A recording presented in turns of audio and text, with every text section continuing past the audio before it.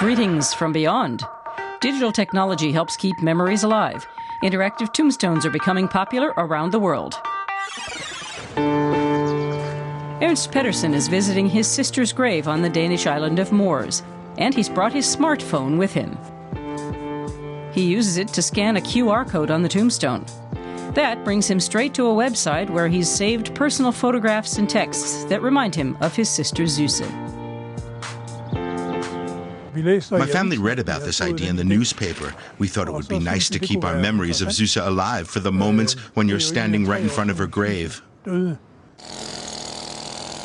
Stonemason Gitte Rundved and her husband Michael designed the ceramic plates for online graves. The codes inscribed on them can link visitors to films or even songs. The idea is still new in Scandinavia, but it's catching on. I think it's fascinating that you can tell a life story so easily. We've never had that potential before in our trade. There's only so much you can say about a person with only a hammer and chisel.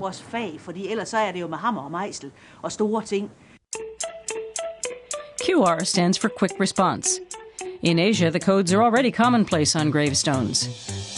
It's no wonder, really, the technology was invented in Japan in 1994. Countless advertising videos in the US are now singing the praises of virtual remembrance. But the trend hasn't caught on in Germany yet. So far, the only gravestone using such a code is in a private cemetery in North Rhine-Westphalia. It was designed by Andreas Rosenkrantz from Cologne. He's calling for a new, more open culture surrounding death. These days, if you go to a graveyard, you'd be surprised by how much free space there is. That's a clear sign that cemeteries are no longer being used as a place of burial and a final resting place in the same way as they were in the previous century.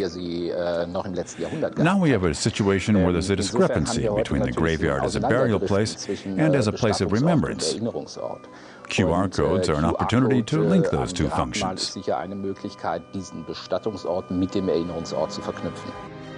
Going online at a graveyard? The Cologne Parks Commission is having none of it. Manfred Kaune manages almost half the city's cemeteries. He's got some moral qualms about the idea. I think talking on mobile phones in graveyards is undignified. And the same applies to going online and using a smartphone or iPad to listen to music, like to a football anthem or the person's favorite song. I think it would affect other visitors too. A divisive idea. Is it morally acceptable to be on Facebook while in a graveyard? Shouldn't the bereaved carry memories of their loved ones in their hearts rather than on their phones? What kind of information should be available at a grave? Could it be that Germans are just too conservative? A place like this is connected to the expression observing silence, and that in itself shouldn't be challenged. Besides, if I'm walking in a cemetery with a smartphone, I can already call up information when I'm standing in front of a gravestone. It's not as if graveyards are some kind of internet-free zone within a Faraday cage.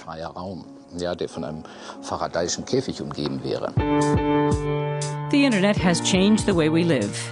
And why shouldn't it change the way we're remembered after we die, too? Shift says, it's nice to be remembered.